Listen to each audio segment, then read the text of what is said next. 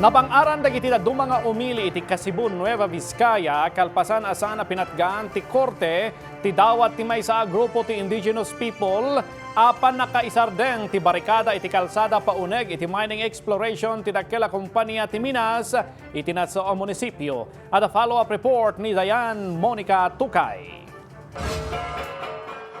Imbasura ti Municipal Trial Court ti Kasibo ti Petisyon dagiti Bugkalot Ilongot Indigenous People Indigenous Cultural Communities a forcible entry with TRO can writ of preliminary injunction kontra kadagiti umili ang nagbarikada iti kalsada ang nakairamanan ni Bishop Jose Elmer Mangalinaw, Father Christian Dumangeng ken pito nga individual.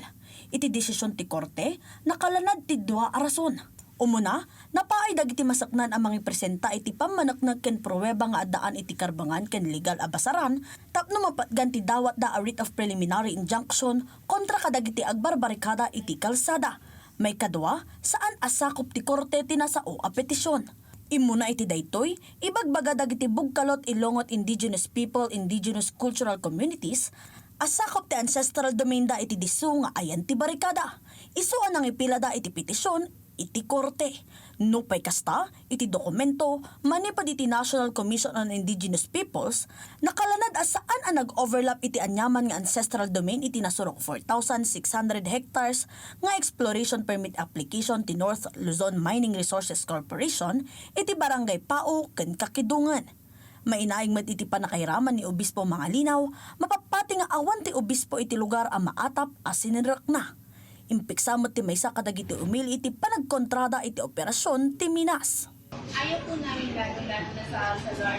Kaya mining po kasi po siyempre masisira po lahat ng gubat namin, yung mga tubig namin, yung pinagkukuhanan po namin ng aming pagkain. Mostly po lahat po dito karamihan ay nagtatrabaho sila agricultural po.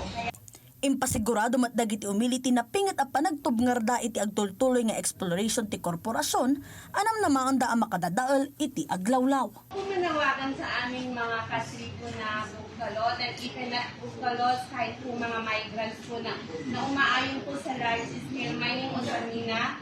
Sana po magkaisa na po tayo, magtulong-tulong po tayo na patigilin na po yung large scale mining kasi po nakakatira po sa atin yun. Agtultuloy lat tatikid daw ti Bishop para iti panang suporta kumati publiko kadagiti umili nga agbambantay iti barikada iti Kasibo. Ang ating sama-samang panalangin at pagtutulungan ay magbunga ng tagumpay para po sa hinihingi ng sambayanan. Hindi po sila humihingi ng pera, hindi mo sila po humihingi ng profit mula sa minahan. Sila po ay humihingi ng tamang karapatan para sa kanilang lupain at sa kanilang kinabukasan. Dianne Monica Tucay para iti Pagilian.